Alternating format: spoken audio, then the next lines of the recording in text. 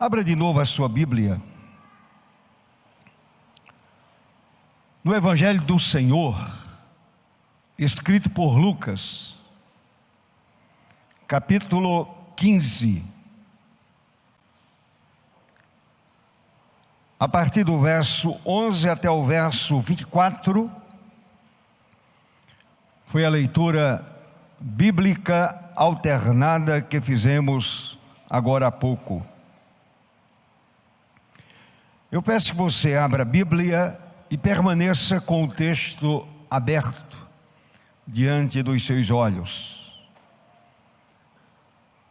A parábola do filho pródigo, a parábola do filho que voltou ao pai. Curve a sua cabeça, feche os olhos e vamos à presença do Senhor em oração. Todos nós cremos que o Senhor está aqui entre nós. Esta é a verdade bíblica, verdade indiscutível da santa e preciosa palavra de Deus.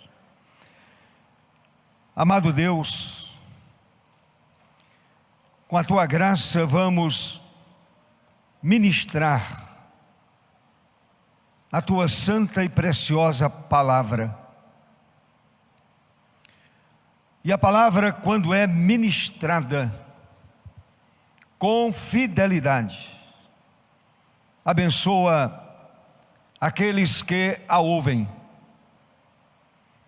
edifica o povo de Deus, transforma a vida do pecador, converte o coração mais duro, converte o coração de mármore, adoecido pelo pecado, separado de Deus, coração voltado para si mesmo. Em nome de Jesus, ó Deus, aplica a tua palavra à vida de cada pessoa aqui presente. E usa-me como instrumento em tuas mãos. E aplica também a tua palavra àqueles que nos acompanham remotamente. Assim oramos e agradecemos pelos méritos de Cristo, nosso bendito e eterno Salvador. Amém. Meus irmãos, quem pode calcular o número de pessoas que através dos anos foram impactadas com a mensagem da conhecida parábola do filho pródigo? É impossível a gente calcular esse número de pessoas que foram impactadas quando ouviram a exposição da palavra, exatamente tendo como base a parábola do filho pródigo. O tempo passa e este texto nunca perde, meus irmãos, a forte impressão que causa ao nosso coração. O texto continua ainda impactando as vidas.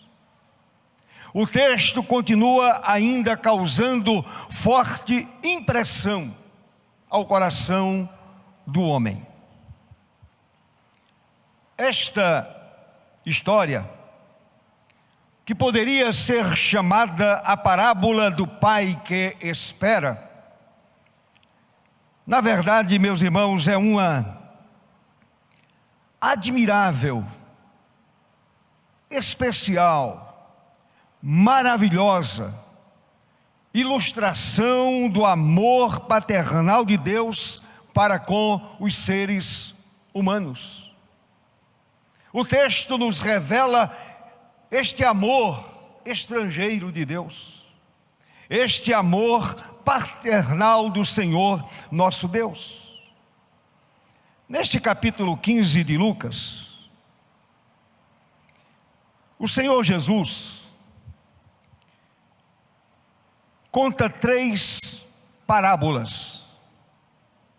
O Senhor conta a parábola da ovelha perdida, o Senhor narra a parábola da moeda perdida, e finalmente ele conta a parábola do filho pródigo. Em cada parábola contada pelo Senhor, a parábola revela o grande amor de Deus pelos perdidos. Quando o Senhor conta a parábola da ovelha perdida, o Senhor Jesus está demonstrando o grande amor de Deus pelos perdidos. Quando ele menciona a parábola da moeda perdida, o seu pensamento está voltado exatamente para os perdidos e aqueles que são encontrados, assim como foi encontrada aquela moeda perdida. A história do filho pródigo, ou do filho perdido, meus amados, ou do filho rebelde, que se encontra exclusivamente no Evangelho de Lucas, exclusivamente no Evangelho de Lucas. Esta parábola nos ensina algumas lições, e que são lições preciosas, lições que jamais poderemos esquecer. Por exemplo, a parábola menciona arrependimento. A parábola ensina sobre confissão de pecado. A parábola do filho pródigo ensina sobre conversão real, verdadeira, mudança de vida. Mas também a parábola enfatiza, meus amados, a precipitação e insensatez de um moço que pediu sua parte dos bens. Um moço insensato, precipitado, que vai diante do pai e pede a ele a parte que lhe cabia como herança. Ele diz: pai, dá-me a parte dos bens que me toca. Aquela parte que me pertence, eu a quero agora. Meus irmãos, aquele moço estava pedindo 1/3 da herança paterna. E é interessante que o pai concordou. O pai aceitou aquela situação, concordou em dividir a sua herança antes do tempo apropriado. Não era o tempo apropriado. E aquele filho, de uma forma precipitada, diz: pai, dá-me a parte dos bens que me toca. E ele recebeu 1/3 da herança. A palavra diz, meus amados, que o pai repartiu os bens, repartiu os haveres, deu a parte que cabia àquele moço. Poucos dias depois, o filho mais moço abandonou a casa paterna, partiu para um país distante e iniciou uma aventura que o levou a conhecer a face cruel do mundo, a face mais escura do mundo, a face mais terrível do mundo. E diz o texto sagrado que aquele moço partiu para um país distante, e ali, meus irmãos, aquele filho pródigo ficou anestesiado pelo fascínio que a aparente liberdade lhe proporcionaria. Aparente liberdade. Ele conheceu como o mundo é cruel. Ele conheceu como o pecado é devastador. Ele conheceu a face mais cruel do mundo. Aquele moço ficou simplesmente anestesiado. A sua mente parece-me que ficou anestesiada pelo fascínio que a aparente liberdade lhe proporcionaria. Entretanto, essa liberdade tornar-se-ia uma falsa ilusão, uma tola ilusão, uma falsa ilusão. E eu quero apresentar aqui, meus amados, duas razões pelas quais eu afirmo que verdadeiramente foi uma falsa ilusão. Primeiro, a falsa liberdade o levou à dissipação da herança recebida. Essa liberdade que ele tanto desejou, que tanto planejou, essa falsa liberdade o levou à dissipação da herança recebida. É exatamente o que nos diz o verso de número 13. Está aí no verso 13. Passados não muitos dias, o filho mais moço, ajuntando tudo o que era seu, recebeu a herança, guardou a herança, passou alguns dias na companhia do irmão e do pai, e partiu para uma terra distante, e ali dissipou todos os seus bens, vivendo dissolutamente. Foi para uma grande cidade, foi para um grande centro urbano. Meus irmãos, naquele lugar distante e atrativo, que poderia ter sido qualquer cidade grande como Roma, Alexandria ou Corinto, ali o jovem desperdiçou seus bens. Acabou com aquilo que levou de casa, aquilo que havia recebido do pai antes do tempo apropriado. Aquele moço parte, vai para uma cidade estranha, para uma terra distante, e ali dissipou a herança, acabou com a herança.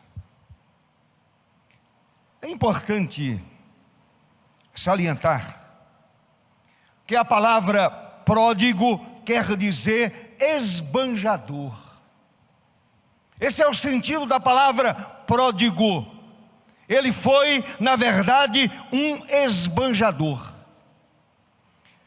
Ao chegar ao lugar escolhido, encontrou amplas oportunidades para uma vida frouxa, para uma vida dissoluta, ou viver dissolutamente. E a palavra dissoluto, ou viver dissolutamente, tem o sentido de viver desbragadamente, isto é, em prazeres da dissolução, devassidão, libertinagem. Aquele moço estava levando uma vida agora movida pela devassidão, pela libertinagem.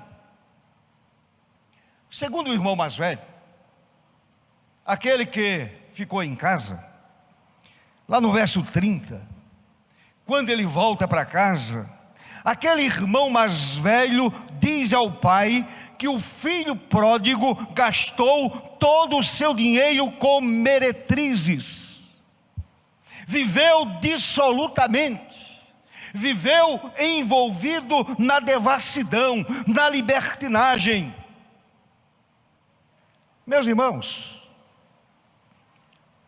a sua aventura de excessos pecaminosos,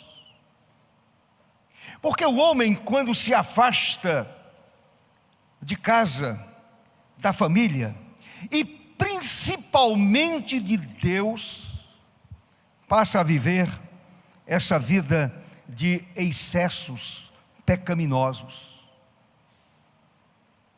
É sempre assim que acontece. E esse excesso pecaminoso o levou para longe de Deus e para longe de si mesmo. Primeiro o levou para longe de Deus, e depois o levou para longe de si mesmo. Porque aquele moço agora cuidava apenas dos prazeres, viveu dissolutamente, ele se entregou aos prazeres da vida, aos prazeres do mundo, que são atrativos de certo modo. Aquele moço se sentiu atraído pelos prazeres da vida, dinheiro do bolso, amigos e o mundo a ser gozado.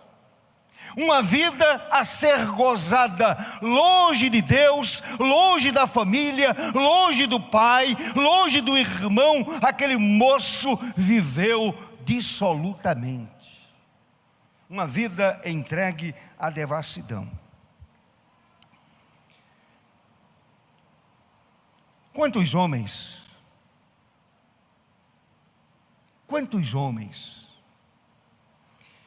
e quantas mulheres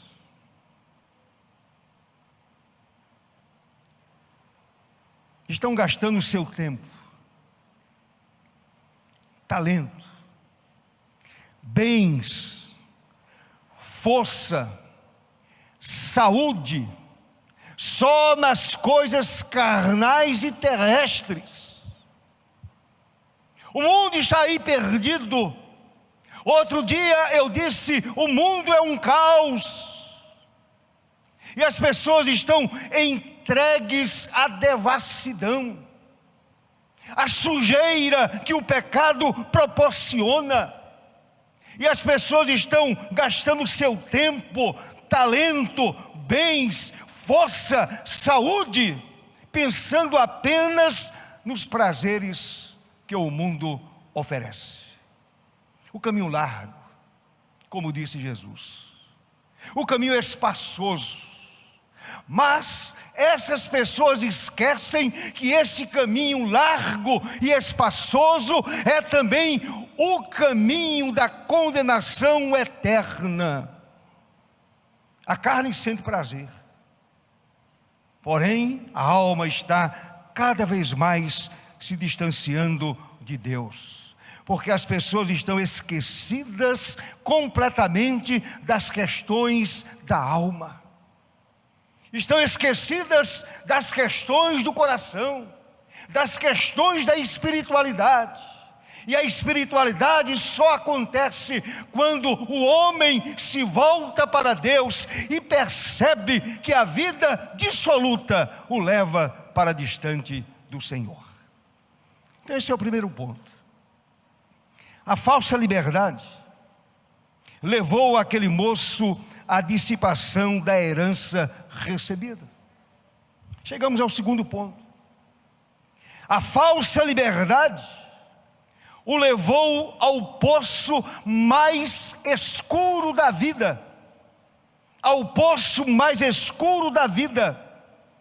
Meus amados irmãos, meus queridos irmãos, meus amigos, vocês que nos acompanham em casa, observem algo importante. O processo de desperdício enlouquecido desperdício enlouquecido, porque o homem que só pensa nos prazeres do mundo, a sua mente está enlouquecida. As rédeas soltas, para toda e qualquer paixão o levou à pobreza extrema e ao vazio da alma. Não somente mexeu com o seu bolso, ele perdeu toda a herança, ele perdeu tudo, mas também deixou a sua alma completamente vazia. Alguém já disse que há no coração do homem um vazio do tamanho de Deus. E somente Deus, com a sua graça, com a sua bondade, com a sua ternura, com a sua doçura, somente Deus pode preencher esse vazio da alma humana. Aquele moço passou por esse processo de pobreza extrema, e a sua alma se esvaziou. Sabem por quê? Porque os prazeres passageiros do mundo não podem preencher o vazio da alma. Nenhum prazer mundano preenche o vazio da alma. Se você olhar para o verso 14, veja o que diz o verso 14. E havendo ele dissipado tudo, houve naquela terra uma grande fome, e aquele moço começou a passar necessidades. Lembra? Ele sai de casa com dinheiro do bolso, com dinheiro ele granjeou amigos, fez amizades, gozou a vida, mas na verdade ele estava perdendo a vida. Aquele gozo não trouxe à sua alma nenhum tipo de felicidade perene. Ele estava atormentado. E agora, ele começou a passar necessidade, diz o verso 14.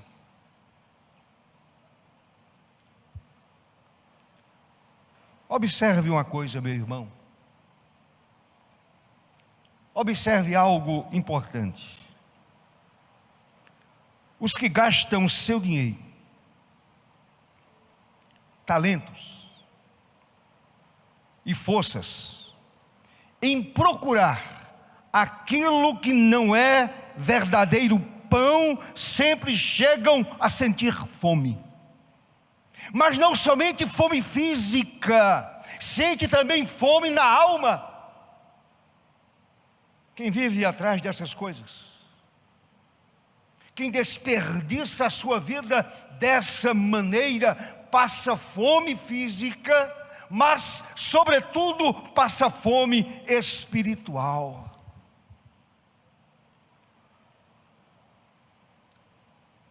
A fome que afligiu aquele moço o levou ao poço mais escuro da vida. Aqueles que procedem da mesma forma, a fome espiritual, ou essa fome terrível que se abate sobre o ser humano, o leva ao poço mais escuro da vida. E somente Deus pode arrancar uma alma desse poço escuro da vida, somente Deus. Somente Deus, com a sua graça e misericórdia. Veja o que aconteceu àquele moço. Olhe para o verso 15. Diz o verso 15: então ele foi e se agregou a um dos cidadãos daquela terra, e este o mandou para os seus campos a guardar porcos. Aquele moço que esbanjou dinheiro, aquele moço que era um judeu, agora começa a passar fome, a barriga roncava, A sua alma estava morta. A sua vida estava separada e distante de Deus. Quando eu olho para este verso 15, meus irmãos, este verso 15, eu destaco aqui 2 fatos. Primeiro, a fome física, a falta de pão, de trigo, a falta de alimento, o levou a fazer por um desconhecido o que havia se recusado a fazer pelo pai, trabalhar. Ele agora procura uma pessoa estranha e diz: olha, eu preciso de alguma coisa, eu preciso de um emprego, eu preciso de um trabalho, porque estou passando necessidade. Aquele moço que tinha tudo com fartura em casa, que era amado, abraçado, querido, comia do bom e do melhor, na companhia do pai e do irmão. Ele vai trabalhar para um desconhecido. A segunda coisa que o texto me mostra: aquele moço foi apacentar porcos, que era a mais desprezível de todas as ocupações para um judeu. O judeu não podia nem comer a carne de porco. Basta você olhar para Levítico, capítulo 11, verso 7. Era uma carne considerada imunda, e agora aquele moço, filho da promessa, está agora cuidando de porcos, pastoreando porcos, lavando porcos numa pocilga suja e imunda. É isso que o pecado faz. O pecado leva o homem à pocilga mais imunda que existe sobre a face da terra. O pecado leva o homem a essa pocilga. Meus irmãos, a grande verdade é que o pecado promete honra, mas traz vergonha. Provavelmente aquele moço disse: eu vou para uma terra estranha e serei honrado. Ele foi envergonhado. O pecado oferece honra, mas traz vergonha. Promete liberdade, mas traz apenas escravidão. Aquele moço agora estava escravizado porque trabalhava num lugar que para um judeu era algo terrível, e escravizado pelo pecado de sua alma. O pecado promete liberdade. Viva a vida, goze a vida. A vida é para ser vivida. Sinta os prazeres, viva com intensidade, divirta-se. Se abrace ao pecado, deixe o pecado envolver a sua vida. Aquele moço fez exatamente isso, se abraçou ao pecado, tornou-se um escravo do pecado. O pecado promete sucesso, mas traz fracasso. O pecado leva o homem ao fracasso, meus amados irmãos. O pecado promete vida, mas traz desespero e morte. Pecado não pode oferecer vida. Vida a gente encontra somente na pessoa bendita de Jesus. Somente nele. O verso 16 diz, olhe para o verso 16. Ali, diz o verso 16, ali desejava ele fartar-se das alfarrobas. Quem comia? Os porcos. Ele não tinha nem comida decente para comer. Estava trabalhando, porém a barriga continuava vazia, roncava de fome. Desejava ele fartar-se das alfarrobas que os porcos comiam, mas ninguém lhe dava nada. Quem está nesta situação? Quem está nesta situação de penúria, o mundo não se compadece, as pessoas não se compadecem, as pessoas não se enchem de misericórdia. Sabem o que é alfarroba? Segundo os entendidos, são as vagens da alfarrobeira, árvore ainda comum na Palestina. A massa dentro é um pouco doce, e as vagens servem para somente alimentar porcos. E aquele moço judeu, mesmo conhecendo a proibição bíblica, ele desejava comer daquela comida que era oferecida aos porcos. Oferecida aos porcos. Mas ninguém lhe dava nada. A dor continuava. A fome continuava intensa, ninguém lhe dava nada.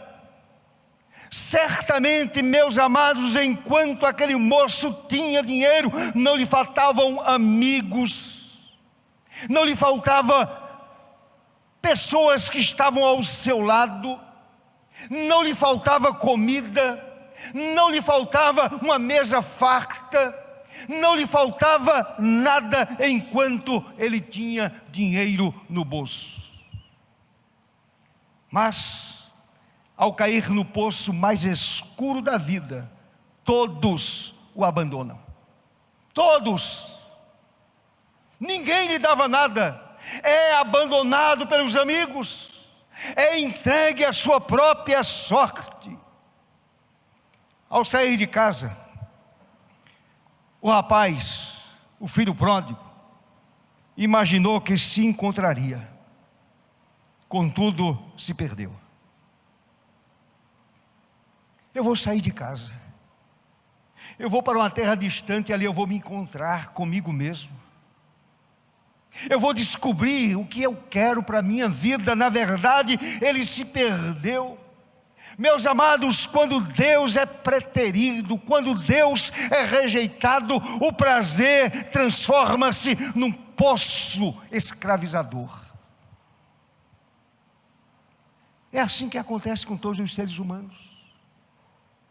Escravizados pelo pecado, sentindo fome espiritual. É verdade que muita gente tem uma mesa farta, tem pão à vontade, mas a alma está vazia, a fome espiritual está ali instalada. Agora, meus irmãos, para a gente concluir essa palavra,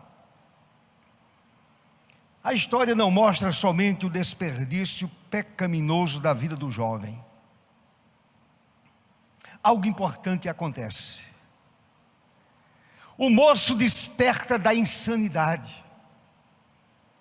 Quando o homem é despertado da insanidade, ele se volta para o céu, ele se ergue diante do Senhor.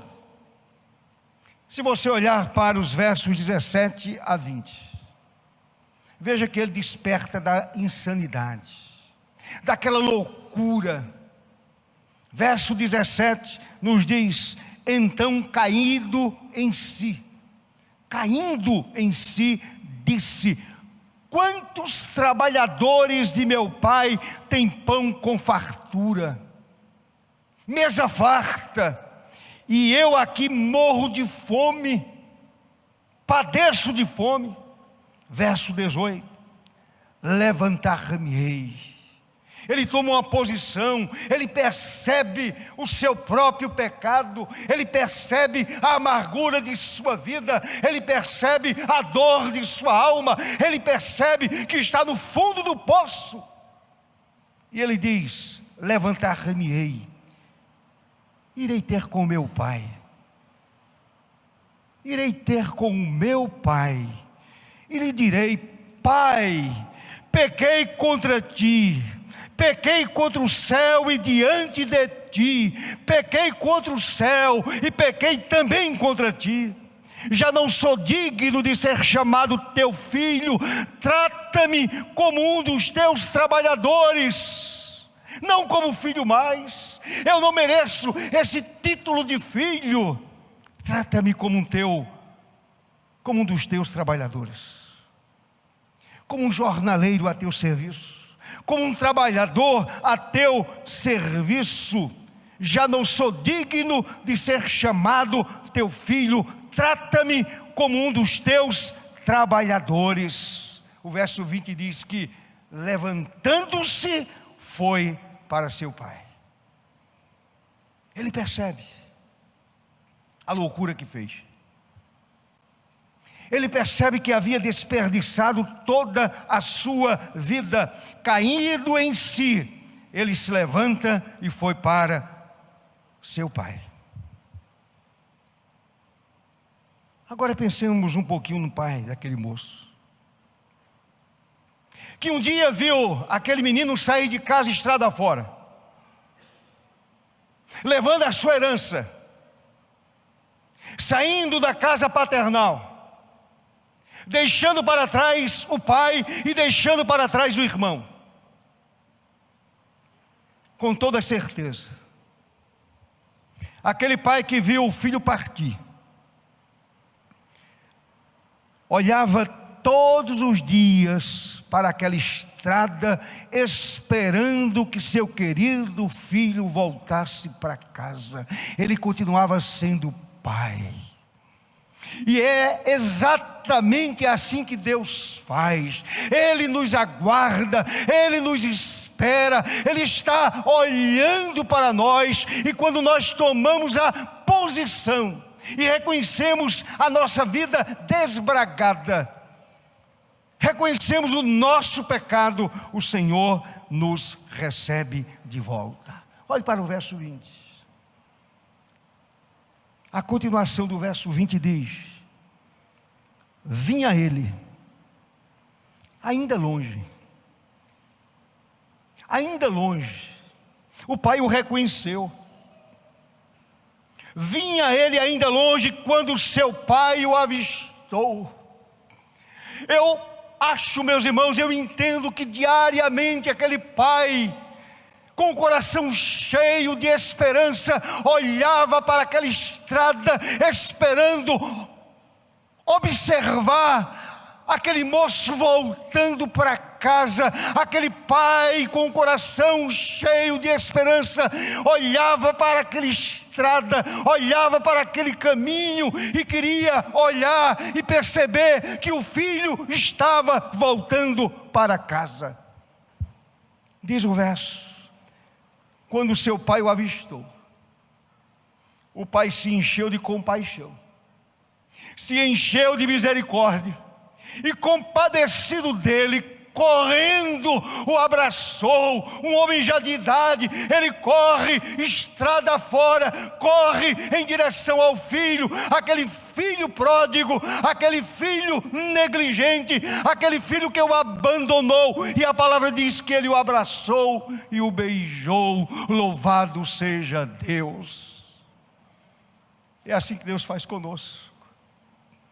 Ele nos recebe, Ele nos perdoa, Ele nos abraça, Ele nos beija, Ele nos recebe. Meu querido irmão, o filho perdido, o filho rebelde, aquele homem totalmente rebelde, maltratado pelo pecado, voltou para casa, voltou para o pai.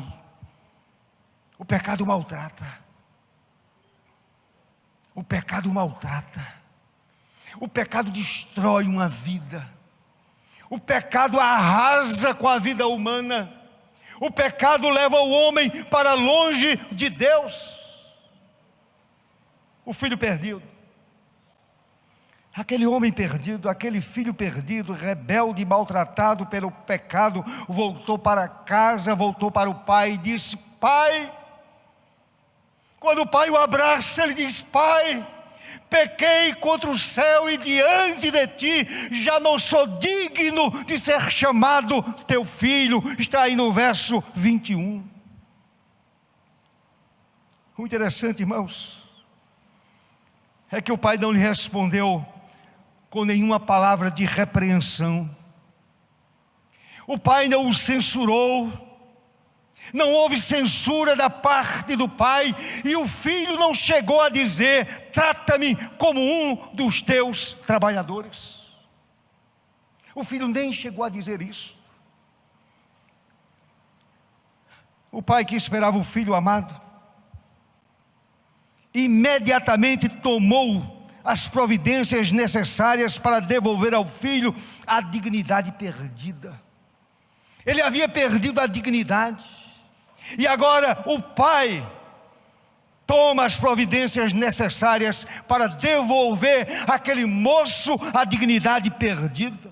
Diz o verso 22: o pai, porém, disse aos seus servos: trazei depressa a melhor roupa, vestiu, ponde-lhe um anel no dedo e sandálias nos pés. A melhor roupa. Os andrajos foram retirados. Ora, se aquele moço não tinha o que comer, não tinha também nada para comprar, nenhuma roupa. Ele saiu bem vestido, agora voltava vestido com andrajos. Os andrajos foram retirados, e o pródigo é vestido com um traje muito fino e principesco, que se estendia até os pés. O filho estava sendo aceito de volta na família. Ele é recebido pelo pai, é abraçado pelo pai. O pai põe anel no dedo daquele moço. O anel era um sinal de que a filiação fora restaurada, e também um sinal de amor fraternal. Sandália nos pés. O jovem chegara em casa descalço, como se fora um escravo. Pois os escravos, meus irmãos, ordinariamente não usavam sapatos, andavam descalços. Aquele moço volta para casa descalço, e o pai providencia sandálias novas para ele. Mas agora, aquele moço recebe sandálias novas, e ele recupera a sua liberdade que havia perdido. Mas deixe-me concluir dizendo o seguinte: as vestes, o anel e as sandálias simbolizam o tríplice símbolo de liberdade e honra. Liberdade e honra que aquele moço havia desperdiçado vivendo dissolutamente. Um banquete é providenciado. Olhe para o verso 23. O pai põe a melhor roupa, não uma roupa qualquer, comprada no bazar da esquina, uma roupa principesca. Ele põe o anel da família de volta no dedo daquele moço. Ele calça os pés daquele moço. Ele devolve a liberdade e a honra àquele filho que havia saído de casa. Um banquete é providenciado, verso 23. O pai diz: trazei também e matai o novilho cevado, comamos e regozijemo-nos.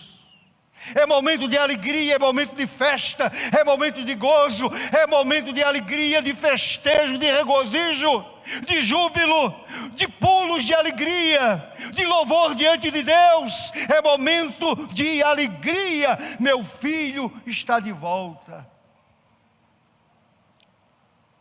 Meus irmãos, é importante observarmos a descrição que o pai faz da experiência amarga do filho no verso 24. Veja a descrição que o pai faz da experiência tão triste, tão amarga, tão doída, que aquele moço experimentou. O verso 24 diz: porque este meu filho estava morto e foi e reviveu, estava perdido e foi achado. Este meu filho estava morto e agora ele está vivo, ele reviveu. Ele estava perdido, ele estava vivendo uma aventura sombria e mortal. Ele estava completamente perdido, perdido em si mesmo. Ele estava perdido e foi achado. E eu fecho essa palavra dizendo: assim é a nossa experiência espiritual quando voltamos para Deus por meio de Cristo. O homem sem Deus é um pródigo, vivendo nas pocilgas da vida, vivendo atolado no pecado, experimentando o lado sombrio da vida, o lado sombrio do pecado.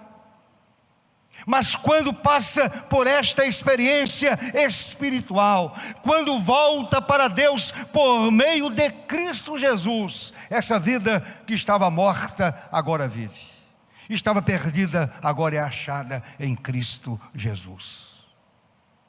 É uma vida que volta a ter dignidade. A minha pergunta é: você já voltou para o Pai eterno? Você já voltou para casa? Para a casa do Pai? Do Pai que te aguarda? Do Pai que tem para a sua vida perdão? Que tem vida abundante? Que tem prazer abundante, prazer perene, não o prazer do mundo, que passa tão depressa, mas um prazer, uma alegria, uma felicidade perene. Você já voltou para Deus? Já voltou para casa?